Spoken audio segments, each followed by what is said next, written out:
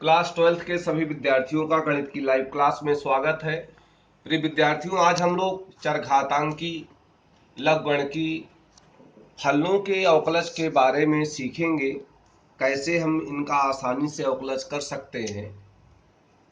Exponential चरघातांकी को आप small ई से निरूपित करते हैं। यह एक अपरिमेय संख्या है। इसका मान सदैव 2 और 3 के बीच में होता है।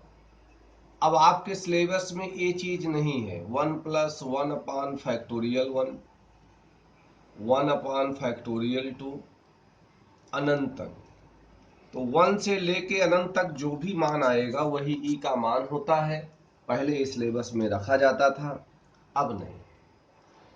अब हम नेचुरल चरघातांकी फलन की बात करेंगे।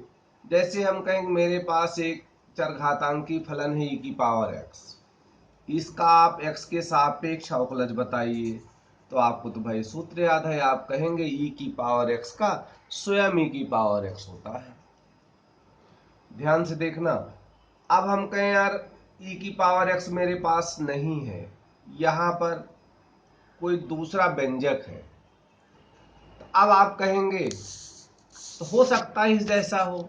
इसमें क्या फर्क है।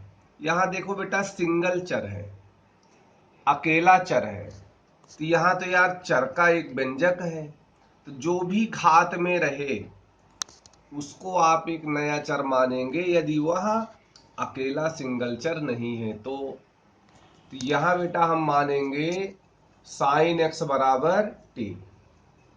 तो क्या बना ddx e⁻t। अब e⁻t का t के सापेक्ष अवकलज होगा। तो आप आधार का परिवर्तन कर लें, dt यहां लिखते हैं, dt से गुणा करना पड़ेगा। इसका तो आप जानते ही हैं।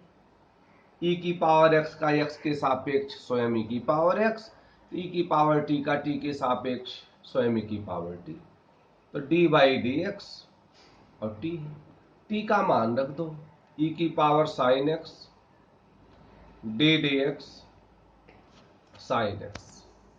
अगर आपकी इसमें अच्छी प्रैक्टिस हो जाए तो देखो कितना सिंपल सा निकलेगा। अगर e⁻x है तो उसका अवकलज x के सापेक्ष e⁻x। अगर x नहीं है यहां घात में तो उसका अवकलज x के सापेक्ष, सबसे पहले क्या लिखेंगे, e की वही घात जैसी भी है, गुणे किसका अवकलज बेटा, घात का। देखो जैसे हम कहें ddx e⁻√x का बताइए, तो सेम पैटर्न है। या तो वर्गमूल x को आप t मान लो, फिर जैसे आपने ऊपर किया उस तरह से अवकलज करो। अगर आप शॉर्ट में करना चाहते हैं तो इसका अवकलज यार वही होगा, लेकिन घात में केवल x तो है नहीं, तो गुणे ddx घात का, घात कौन है, वर्गमूल x e⁻√x into 1/2√x।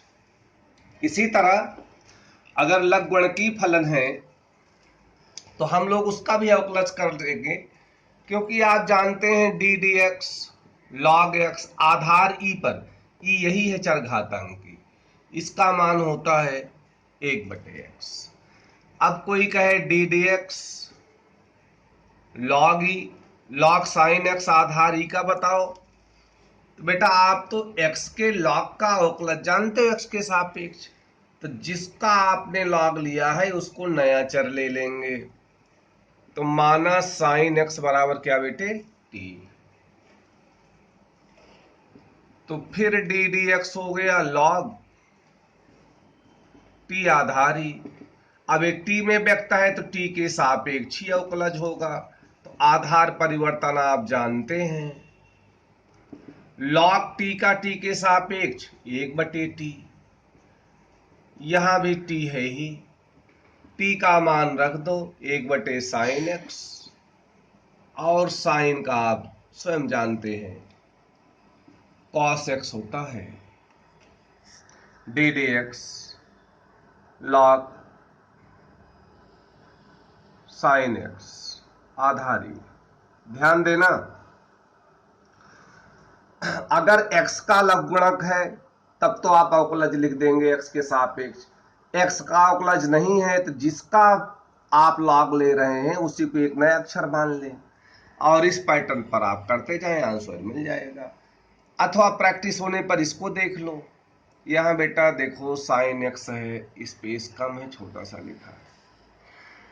D D x log sine x आधारी 1/साइन एक्स गुणे किसका, जिसका आपने लॉग लिया है।